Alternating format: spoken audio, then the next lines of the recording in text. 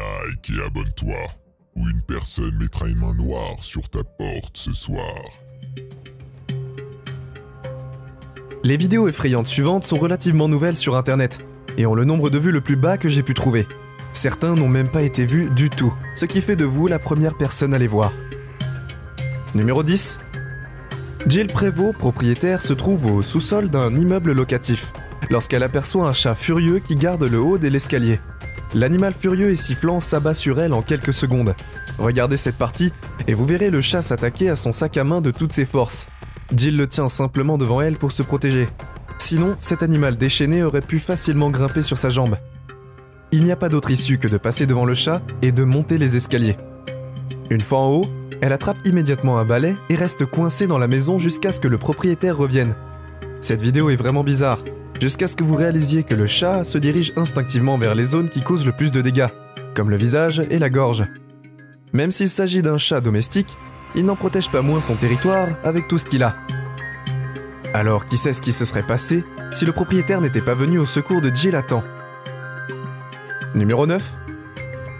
B-Rose H est certain que sa maison est hantée et affirme que cette vidéo est en la preuve. Pour une raison quelconque, son petit chien TJ grogne toujours au coin de sa chambre. B-Rose montre qu'il n'y a rien d'intéressant dans ce coin, à part quelques vieilles valises, mais TJ refuse d'abandonner. TJ finit par repérer quelque chose qui quitte la pièce, et qui est indétectable à l'œil nu. Personne ne sait exactement ce que ce chien voyait, mais je pense qu'il s'agissait très probablement d'une présence spirituelle. Peut-être qu'un événement intense a eu lieu ici, et a laissé une énergie paranormale derrière lui. Numéro 8.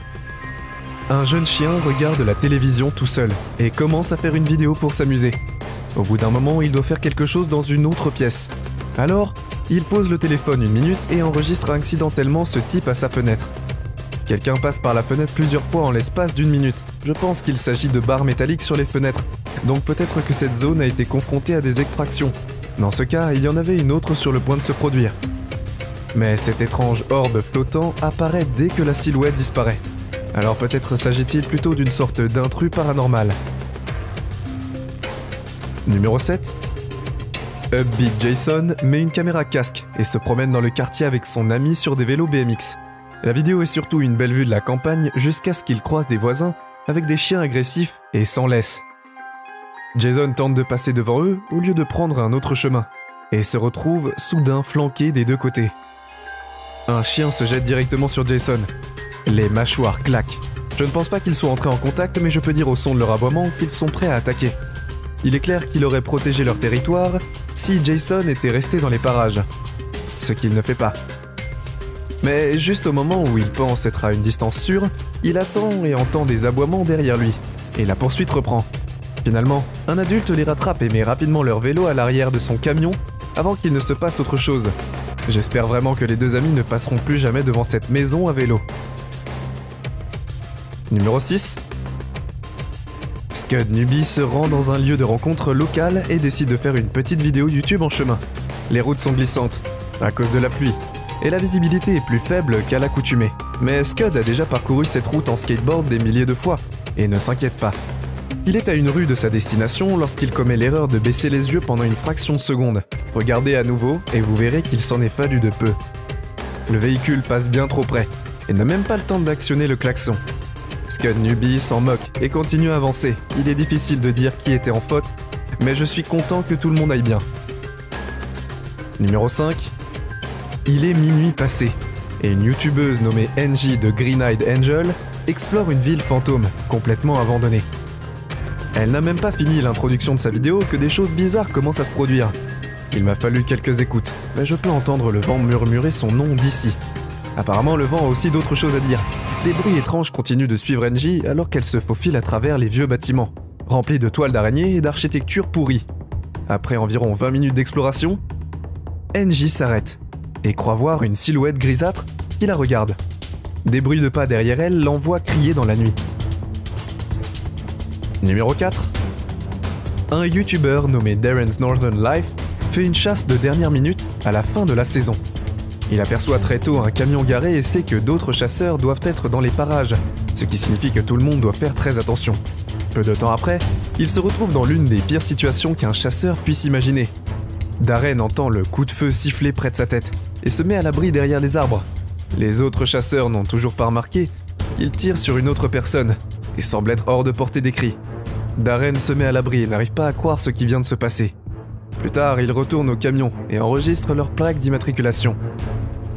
Il se trouve qu'ils reviennent eux aussi. Ils prétendent qu'il s'agissait d'une autre personne et non d'un membre de leur groupe. Sans preuve concrète, je ne pense pas que Darren puisse faire grand-chose, légalement, à part télécharger la vidéo et rendre l'événement public. Faites-moi savoir si vous pensez qu'il a suffisamment de preuves pour porter plainte sur la base de ce que vous avez vu. Numéro 3.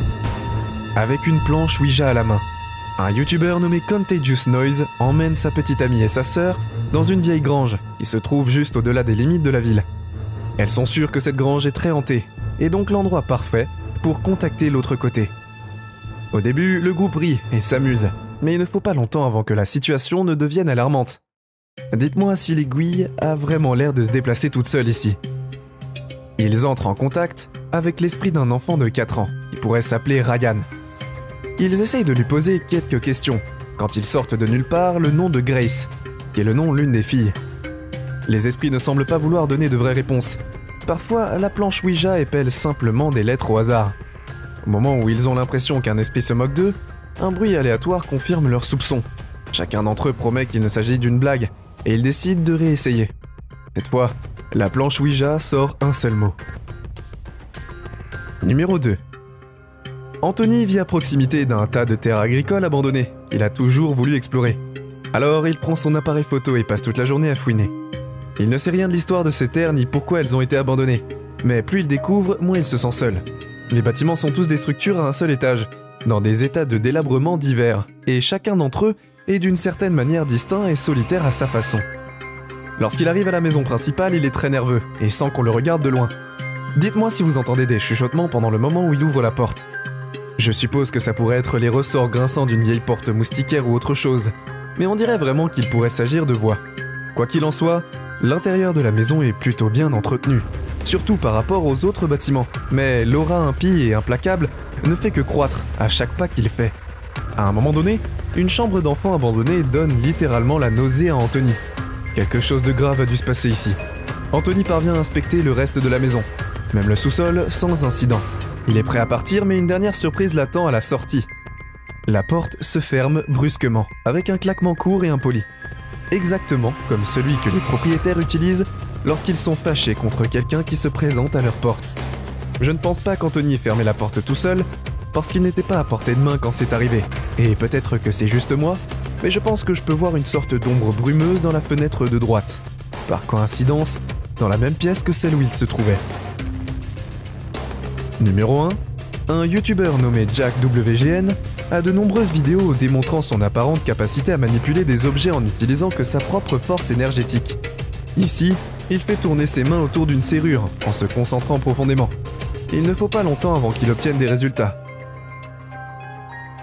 Non seulement Jack est capable de pousser le cadenas sans le toucher, mais il est également capable de le maintenir en équilibre, dans un angle bizarre, pendant près de 10 secondes avant de tomber. La seule explication que j'ai pour cela est qu'il y avait une sorte d'aimant sous la table, ce qui est possible. Ensuite, Jack prend une fourchette en acier dans ses 2 mains et imagine que l'ustensile devient mou comme du beurre. Il fait un nœud avec la fourchette à main nue, en quelques tours simples. Honnêtement, je ne sais vraiment pas si c'est difficile à faire, mais ça me semble très difficile. J'aimerais vraiment que quelqu'un me dise s'il s'agit d'une véritable démonstration de manipulation d'énergie ou d'un simple tour de passe-passe.